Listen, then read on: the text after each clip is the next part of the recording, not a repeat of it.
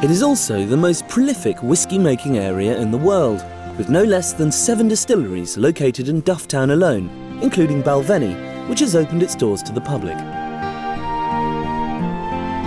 I'm here to meet David Grant, whose family have been making whisky for 5 generations.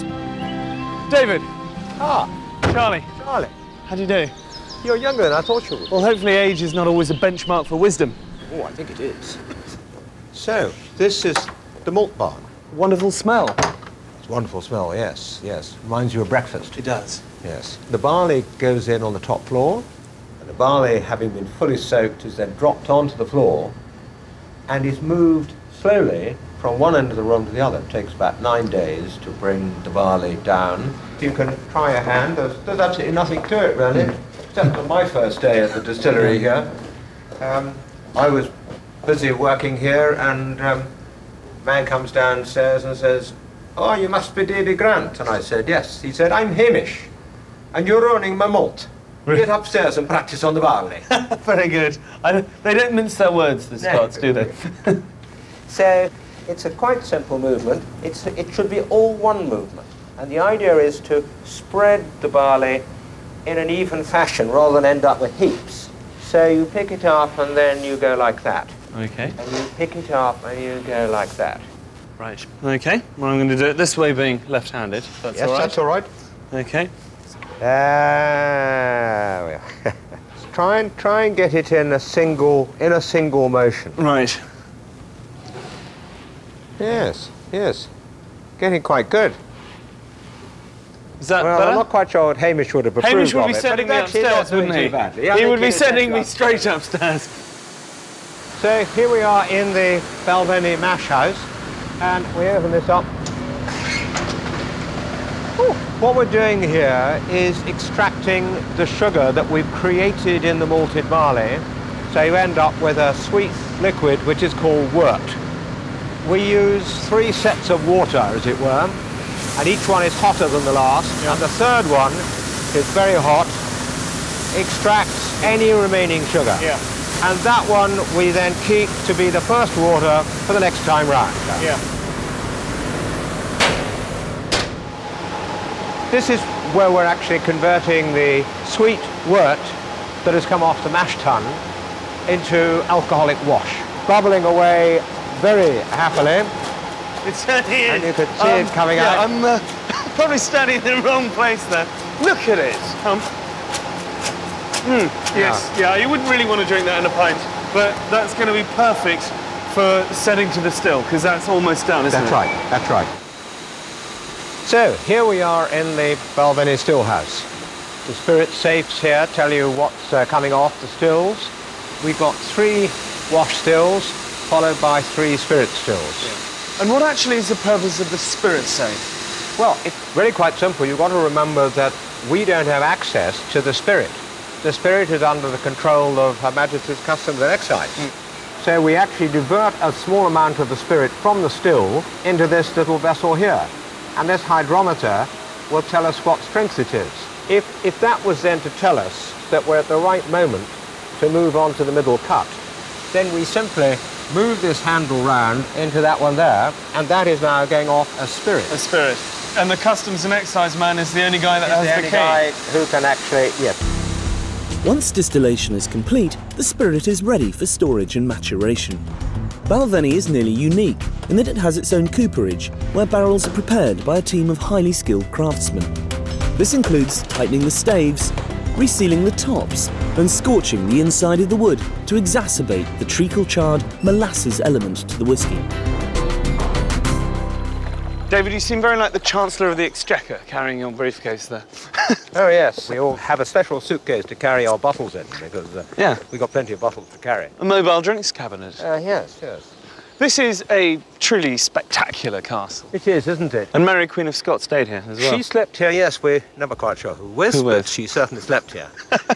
And this is the inspiration for the whisky. Well, yes. My great-grandfather, William Grant, he was a man with a great sort of sense of history. After all, his grandfather had fought at the Battle of Waterloo. And having built his first distillery in the shadow of the castle here, when he then, a few years later, in 1892, built his second distillery, he decided to call it Balvenie. And that was very appropriate anyway, because the occupants of the castle here had moved out. I think in Victorian times the castle must have actually been pretty uninhabitable. And so they built what they called the new Balvenie Castle down in the glen. But that didn't last long because they discovered it was haunted. And so my great-grandfather bought it and used it as the basis for the Balvenie Distillery. He didn't mind about the fact that it had spirits? Well, spirits were obviously in his blood and in his life, weren't they? Highly appropriate, really, wasn't it? He knew quite a lot about spirits. He was an expert on the spirit world. To understand the differences, you have to understand what the essential characteristic of Balvenie is in the first place. And that's best expressed by signature. So we'll start with signature. Now, the Balvenie signature is matured in a small percentage of casks of butts that have held sherry, a larger percentage of barrels which have held bourbon, and a further percentage of barrels which have held bourbon and then held scotch. We add a little water just to liberate the aroma, shake it around a little bit, and there you get the typical essence of Balvenie.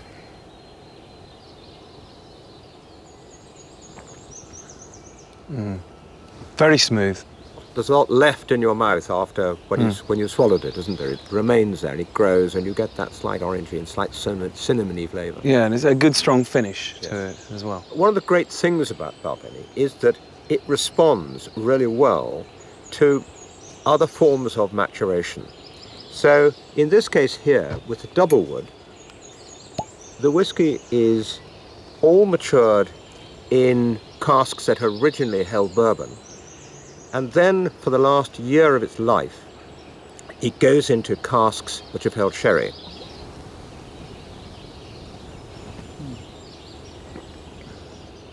Wow, yeah. It's delicious, it's wonderful. Well, you actually hit exactly the right word, because in a way this is delicious, whereas this is more complex. Would you say that, for example, the signature would be had after the meal and the double wood is an aperitif, perhaps? I'm a great believer that all whiskey should be consumed after the meal being breakfast. Well, here's to that.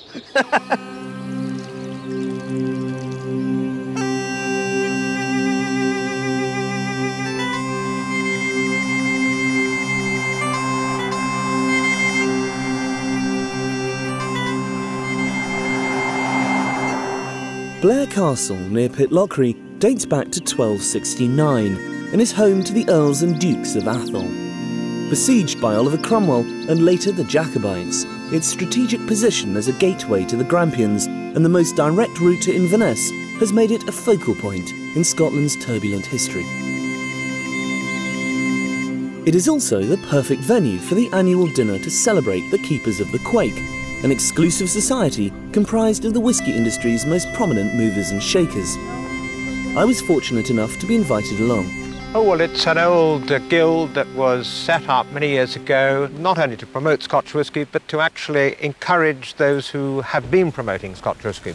We thought, let's get everybody together and then they can all promote it together. And this is a quake. What exactly is it? How did it come about? A quake is a drinking vessel, and its name comes from the Gaelic, the old word of quark. Originally, it would have been made of wood.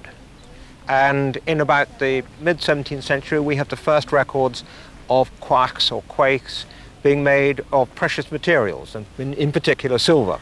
And it's shaped like this because it was, to some extent, a communal drinking vessel, so it could be passed around. I think there's nobody like the Scots for really coming up with real tradition and sticking to the old traditions. As guests arrive, they're serenaded by the Athol Highlanders, a regiment employed by the Duke and Europe's only legal private army. The dinner takes place in Blair Castle's magnificent Victorian ballroom, built by the 7th Duke of Athol, and an ideal setting for sampling whisky and gorging on Highland cuisine. That's quite a large one. It's not going to go all the way round. Communal drinking. In definitely respectable proportion.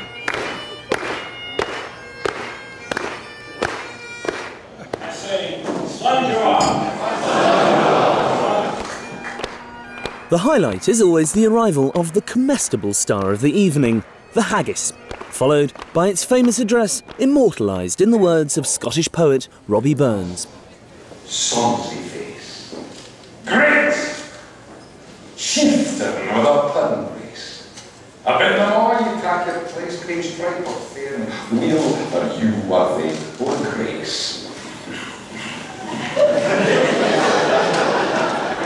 Rich.